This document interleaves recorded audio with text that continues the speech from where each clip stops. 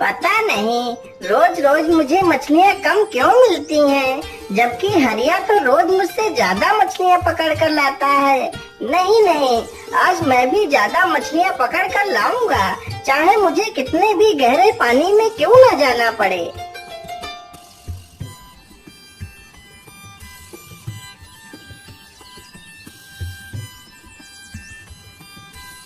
हरीराम ज्यादा मछलियां पकड़ने के लालच में अपनी नाव को गहरे पानी की तरफ ले जाता है।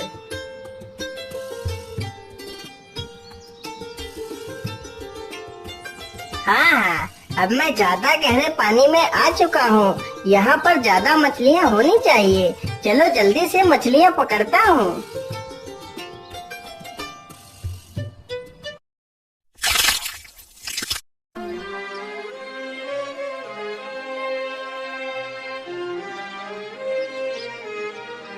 अरे वाह वाह, आज तो पहली बार मैंने इतनी सारी मछलियाँ एक बार जाल फेंकने से पकड़ी है। वाह वाह, आज तो मैं बाजार में ढेर सारे पैसे कमाऊंगा। हरीराम इतना कह ही रहा था कि तभी वहाँ पर एक सींग वाली मछली आ जाती है और हरीराम की नाव पर जोर से अपने सींग से वार करती है, तो हरीराम की नाव में छेद हो जाता है। बाप रे बाप, इतनी बड़ी मछली! भाग लो हरीराम, नहीं तो आज समंदर में ही तुम्हारी समाधि बन जाएगी। हरीराम जल्दी जल्दी से अपनी नाव को बाहर की ओर लाता है। बाहर लाते लाते उसकी नाव में काफी पानी भर जाता है, जिसके कारण उसकी नाव डूब जाती है। वह मुश्किल से खुद की ही जान बचा पाता है। राम राम राम राम, आज तो मरते मरते बचा, लेकिन मेरी नाव तो डूब गई है। अब मैं मछलियाँ कैसे पकड़ूंगा?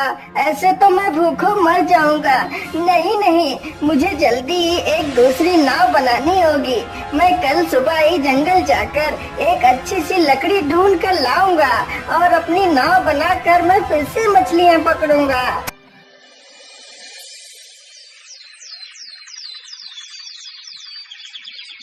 सुबह होते ही हरीराम कुल्हाड़ी लेकर जंगल की ओर निकल पड़ता है।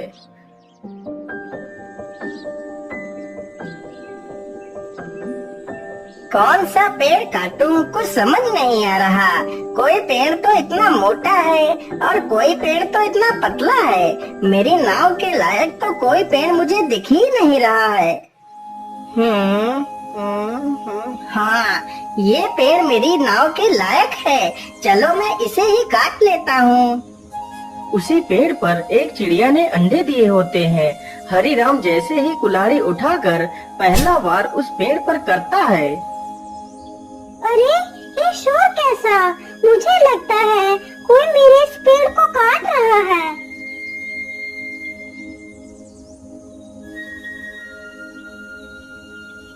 अरे भैया, आप इस पेड़ को क्यों काट रही हैं? अरे चिड़िया बहन, मैं यह पेड़ काट कर अपने लिए एक नाव बनाऊंगा। लेकिन भैया, कृपा कर आप इस पेड़ को मत काटिए। इसी पेड़ पर मेरा घोंसला है जिसमें मेरे अंडे रखे हैं। यदि तुम इस पेड़ को काट दोगे तो मेरे अंडे नीचे गिरकर टूट जाएंगे और मेरा घर बर्बाद हो जाएगा। कृपा कर आप कोई दूसरा पेड़ काट लीजिए।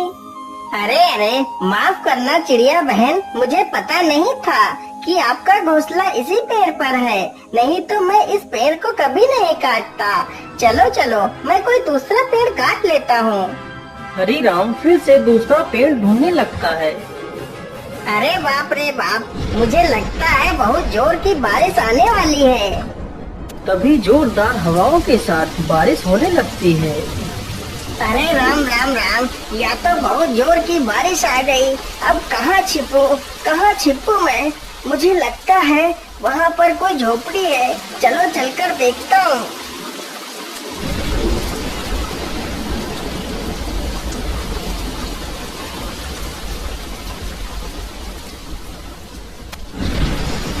बाबा, मैं एक मछुआरा हूँ।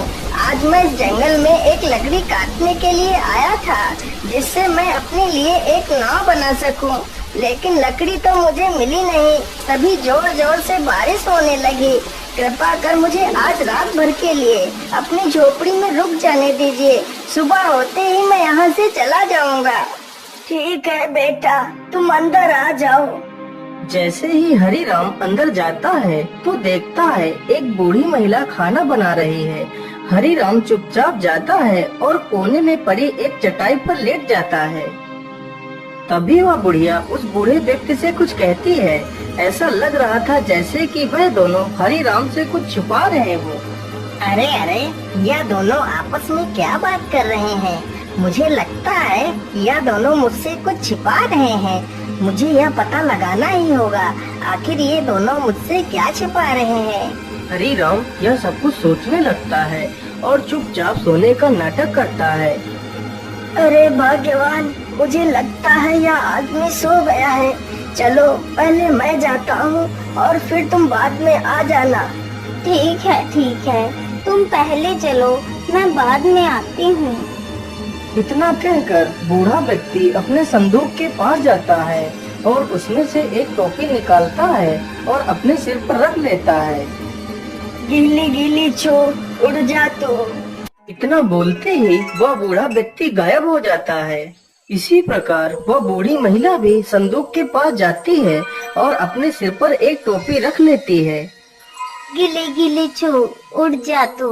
इतना बोलते ही वह बूढ़ी महिला भी वहाँ से गायब हो जाती है। यह सब देखकर हरिराम सक्का बक्का रह जाता है। अरे बाप रे बाप, ये मैं क्या देख रहा हूँ? ये दोनों कहाँ चले गए? हरिराम तुरंत ही संदूक के पास जाता है। अरे ये क्या? इस संदूक में तो एक और टोपी रखी है। तो क्या इसी टोपी की मदद से ही वह दोनों गायब हो गए हैं? चलो मैं भी इस टोपी को लगाकर देखता हूँ। मैंने टोपी तो पहन ली। चलो अब जल्दी से वह मंत्र बोलता हूँ। क्या बोला था उन दोनों ने? हाँ, गिली गिली छू उड़ जा तू। जैसे ही हरिराम यह मंत्र बोलता है वह तुरंत गायब हो जाता है और वह एक राजमहल में पहुंच जाता है। तो देखता है बूढ़ी महिला और वो बूढ़ा व्यक्ति उसी महल में बैठकर खाना खा रहे हैं। हरिराम को वहाँ पर देखकर दोनों हैरान रह जाते हैं। चलो चलो भाग्यवान, जल्दी से हम सारे बर्तन अपनी झोली में डालकर यहाँ से निकल लेते हैं। वह दोनों राजा के घर से सोने व चांदी के बर्तन की चोरी करके उन्हें गरीबों में बांट दिया करते थे। दोनों जल्दी से कुछ बर्तन अपनी झोली में रखते हैं और वहाँ से चले जाते हैं। अरे वाह, क्या बात है! चलो मैं भी जल्दी से कुछ बर्तन उठा लेता हूँ। लेकिन इतनी जल्दी भी क्या है? चलो थोड़ा सा स्वादिष्ट भोजन का आनंद लिया जाए, फिर आराम से चला जाएगा। इतना सोचकर हरिराम खाना खाने लगता है। अरे वाह, खाना तो बहुत स्वादिष्ट था। ऐसा स्वादिष्ट खाना तो मैंने अपने जीवन में पहली बार खाया है। लेकिन अब मुझे खाना खाने के बाद बड़ी नींद आ रही है। चलो थोड़ा सा सो लेता हूँ, फिर आराम से चला जाऊंगा। इतना कहकर वह वहीं पर लेट जाता है और सो जाता है। उसे सोते सोते सुबह हो जाती है। तभी वहाँ पर राजमहल का रसोइया आ जाता है। अरे चोर चोर, कोई पकड़ो इसे, आज यह चोर हमारे हाथ लग गया है। इतना सुनते ही सैनिक हरिराम को दबोच लेते हैं और राजा के दरबार में पेश करते हैं। महाराज, मुझे छोड़ दीजिए। मैंने आपके घर में कोई चोरी नहीं की है। मैं चोर नहीं हूँ, मैं तो एक मछुआरा हूँ। अरे मूर्ख, यदि तू मछुआरा है तो क्या मेरे महल में तू मछली पकड़ने आया था? अरे मूर्ख चोर, मुझसे झूठ बोलता है, रोज रोज मेरे महल में चोरी करता है। सैनिकों, इस बेवकूफ को ले जाओ और बीच चौराहे पर खड़ा करके जिंदा जला दो, ताकि ऐसा कोई दोबारा करने की सोचे भी नहीं। राजा का आदेश होते ही सैनिक हरिराम को बीच चौराहे पर ले जाकर एक मजबूत लक्कड़ से बांध देते हैं। अरे राम राम राम, ये कहाँ आकर फंस गया? आज तो मेरी मौत निश्चित है। क्या करूं, कैसे बचूं इन सैनिकों से? कुछ ना कुछ तो मुझे उपाय सोचना ही पड़ेगा। हाँ महाराज, आप मुझे मारने के लिए तो तैयार ही हैं और कुछ ही देर में मुझे मार भी डालेंगे। इसीलिए महाराज, मेरी आखिरी इच्छा पूरी कर दीजिए। हाँ हाँ, क्यों नहीं, बोल तेरी आखिरी इच्छा क्या है? महाराज, मैं चाहता हूँ कि आप लोग मुझे जिंदा जलाएं, उससे पहले मेरी टोपी मेरे सिर पर रख दीजिए, इससे मेरी आत्मा को शांति मिल जाएगी। अच्छा अच्छा, ठीक है, एक राजा होने के नाते मैं तेरी आखिरी इच्छा भी जरूर पूरी करूँगा।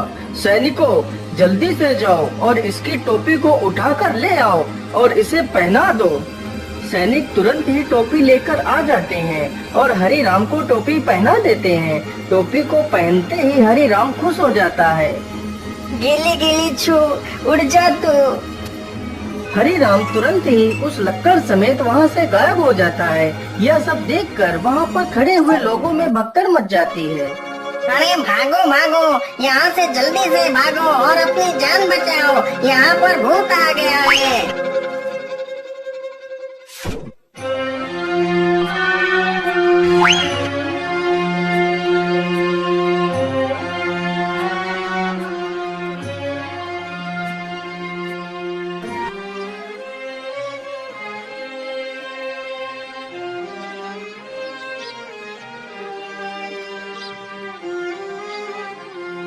अरे ये मैं कहाँ आ गया हूँ? मुझे लगता है मैं अपने गांव वापस आ गया हूँ। अरे हरि राम भाई, आपको ये क्या हो गया? आपकी ये हालत कैसे हुई? आप तो इतने दिनों से मछलियाँ भी पकड़ने नहीं आए। अरे हरिया भाई, इतने सारे सवाल बाद में पूछ लेना, पहले मुझे इस रस्सी से खोल दो। हाँ हाँ, क्यों नहीं हरि राम भाई, मैं अभी आपको रस्सी से खोल देता हूँ।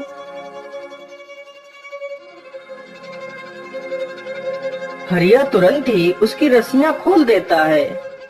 अरे वाह वाह, जिस लकड़ी की मुझे तलाश थी वह तो मुझे मिल गई। चलो अब इसी लकड़ी से ही अपनी नाव बनाऊंगा।